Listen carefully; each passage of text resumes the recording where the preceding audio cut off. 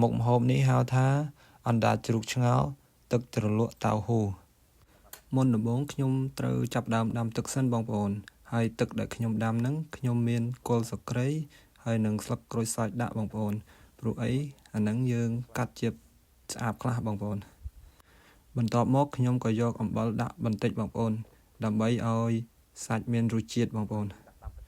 មុនដាក់អណ្ដាតជ្រូកចូលបងប្អូនត្រូវដាំទឹកឲ្យពុះបែបនេះសិនណាបងប្អូនឥឡូវខ្ញុំយកអណ្ដាតជ្រូកដាក់ចូលរួចហើយខ្ញុំក្រោបវាទុករយៈពេលប្រហែល1ម៉ោងទើបអណ្ដាតជ្រូកនឹងផុយបានល្អបងប្អូនឥឡូវខ្ញុំចាប់ផ្ដើមមកធ្វើទឹកតៅហ៊ូនឹងត្រូវមានខ្ទឹមស 4-5 កំពឹសរួចហើយយើងត្រូវចិញ្ច្រាំវាឲ្យម៉ត់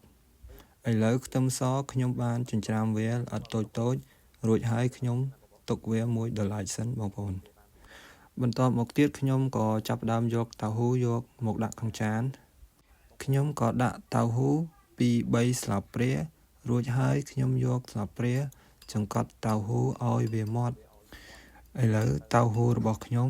ក៏វៃបានម៉ត់អស់ហើយបងប្អូនបន្ទាប់មកទៀតខ្ញុំក៏យកខ្ទឹមដែលខ្ញុំចិញ្ច្រាំម៉ត់យកមកដាក់បន្ទាប់មកទៀតខ្ញុំក៏យកម្ទេសម៉ត់ដាក់កន្លះស្លាបព្រាបើបងប្អូនដាក់ម្ទេសស្រស់ក៏បានដែររួចហើយខ្ញុំចាប់ផ្ដើមកូរវាឲ្យសព្វបន្តិចសិនបន្ទាប់មកទៀតខ្ញុំក៏ចាក់ទឹកក្តៅចូលបន្តិចកុំឲ្យវាខាប់ពេកឲ្យវារាងរាវបន្តិចរួចហើយយើងក៏ដាក់ទឹកម្ទេសចូលប្រហែល1ស្លាបព្រារួចមកទៀតខ្ញុំក៏ដាក់ប៊ីចេង1ចុងស្លាបព្រាដាក់ទឹកស្ករប្រហែល1ស្លាបព្រាបើបងប្អូនប្រើស្ករសក៏បានដែរបងប្អូនខ្ញុំបានដាក់គ្រឿងរួចហើយឥឡូវខ្ញុំកូរឲ្យវាសព្វគ្រឿងសិនឥឡូវលើកចុងក្រោយហើយបងប្អូនយើងត្រូវយកក្រូចឆ្មាច្របាច់ដាក់យើងយករសជាតិរៀងជូរផ្អែមបន្តិច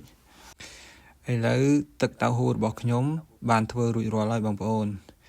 រសជាតិឆ្ងាញ់ត្មងបងប្អូនឥឡូវអណ្ដាតជ្រូកឆ្ងោររបស់ខ្ញុំក៏បានឆ្អិនដែរ